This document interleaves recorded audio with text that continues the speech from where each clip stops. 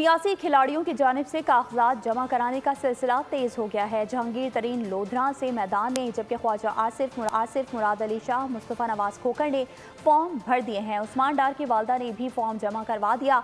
खुर्शीद शाह, असद कैसर, चौधरी सालेक, फारूक सत्तार ने भी कागजात जमा करवा दिए हैं। बानी PTI के 3 हलकों के लिए कागजात पर दस्तखत। बिलावल भुट्टो ने लाड़काना के बाद लाहौर से भी फॉर्म हासिल कर लिए हैं।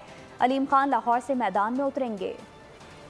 मुल्क में इंतखाबी गहमा गहमी तेज होने लगी। बिलावल भुट्टो की नजरें लाहौर के हल्के NA 128 पर कागजात नामजदगी जमा करा दिए। जहांगीर खान ने लोधरा NA 155, सदर IPP अब्दुल अलीम खान ने NA 119, NA 117 और PP 149 को इंतखाबी हदफ बना लिया। मुराद रास ने PP 161 से कागजात जमा कराए। चेयरमैन पाकिस्तान तहरीक इंसाफ बैरिस्टर गौहर अली खान ने NA 10 बुनेर से कागजात नामजदगी जमा कराए। रहनुमा नूली ख्वाजा आसिफ ने भी 3 हलकों से कागजात नामजदगी जमा करा दिए। PP 40 से उस्मान डार की वालदा रेहाना डार ने भी बजरिया वकील कागजात नामजदगी जमा कराए। साबिक वज़ीर आज़म यूसुफ रज़ा गिलानी ने NA 148 से कागजात नामजदगी जमा कराए। हाफिज नईमुर रहमान ने कराची के हल्के NA 250 के लिए कागजात नामजदगी जमा करवाए। सक्खर से NA 201 पर खुर्शीद शाह के कागजात नामजदगी जमा हो गए। कराची से पीपल्स पार्टी के हकीम बलोच NA 231 मलिक से इलेक्शन में हिस्सा लेंगे। PTI के साबिक MNA अब्दुल शकूर शाद बतौर आज़ाद उम्मीदवार हल्का NA 239 इंतखाब लड़ेंगे।